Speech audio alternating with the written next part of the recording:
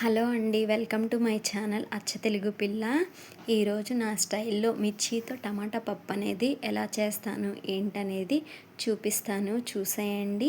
Taste అయితే చాలా బాగుండిద్దండి. ఎప్పుడు రెగ్యులర్ స్టైల్ కాకుండా ఇలా ఒకసారి ట్రై చేసి చూడండి. టేస్ట్ అయితే చాలా బాగుండిద్దండి. అలాగే ఈ వీడియో లాస్ట్ వరకు చూడండి. మీకు ఒక యూస్ఫుల్ టిప్ అనేది చెప్తాను. ఇంతవరకు ఎవ్వరూ చెప్పుండరు ఈ టిప్. మనం చేసే వంటలో కొన్ని సింపుల్ ఇలాంటి టిప్స్ పాటిస్తే మన వంట టేస్ట్ అనేది చాలా బాగుండిద్దండి. అలాగే టైం కూడా చాలా సేవ్ అయిద్దండి. నేను ఆల్రెడీ పప్పు వాష్ చేసి నానబెట్టుకున్నానండి. ఇలా నానితే పప్పు త్వరగా ఉడికిద్దండి. ఇప్పుడు మిర్చి టమాటా పప్పుకు కావాల్సిన ఇంగ్రీడియంట్స్ టమోటాలు, పచ్చిమిర్చి, ఆనియన్స్, చింతపండు అండి. ఇప్పుడు ఒక కుక్కర్ పెట్టుకుని దాంట్లోకి 1 టేబుల్ స్పూన్ ఆయిల్ అనేది యాడ్ చేసుకోవాలి. దాంట్లో మనం తరుక్కున్న ఆనియన్స్ అనేవి యాడ్ చేసుకోవాలండి. ఆనియన్స్ని ఒకసారి కలుపుకున్నాక దాంట్లో మనం సన్నగా కట్ చేసుకున్న పచ్చిమిర్చి అనేది యాడ్ చేసుకోవాలి. ఇప్పుడు దాంట్లోనే సన్నగా తరుక్కున్న టమోటాలను అయితే యాడ్ చేసుకోవాలండి.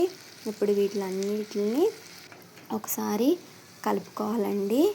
కలుపుకున్నాక ఇవి కొంచెం మగ్గాలండి.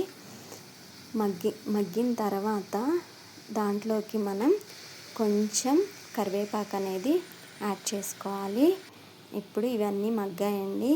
ఇప్పుడు దాంట్లోకి కొంచెం పసుపు, కొంచెం సాల్ట్ అనేది యాడ్ చేసుకోవాలండి. పసుపు సాల్ట్ యాడ్ చేసుకున్నాక ఒకసారి మొత్తం కలుపుకోవాలండి. దాంట్లోనే కొంచెం చింతపండు, నెక్స్ట్ పప్పు అనేది యాడ్ చేసుకోవాలండి. మీకు ఒక టిప్ చెప్తానన్నాను కదా, పప్పు తొందరగా ఉడకాలంటే మీరు పప్పు ఉడికించేటప్పుడు ఒక చిన్న కొబ్బరి ముక్క వేయండి.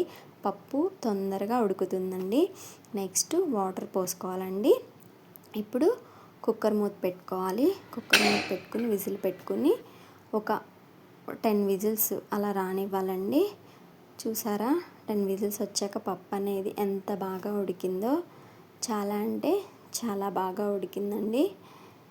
ఇప్పుడు మనం ఈ పప్పులోకి తాలింపు వేసుకోవాలండి. తాలింపు వేసుకోవడానికి స్టవ్ మీద ఒక కళాయి అనేది పెట్టుకుని దాంట్లోకి సరిపడా ఆయిల్ అనేది యాడ్ చేసుకోవాలండి.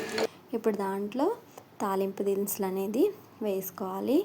ఈ తాలింపు దినుసులు కొంచెం వేగాక దాంట్లో వెల్లుల్లిపాయలు యాడ్ చేసుకోవాలి.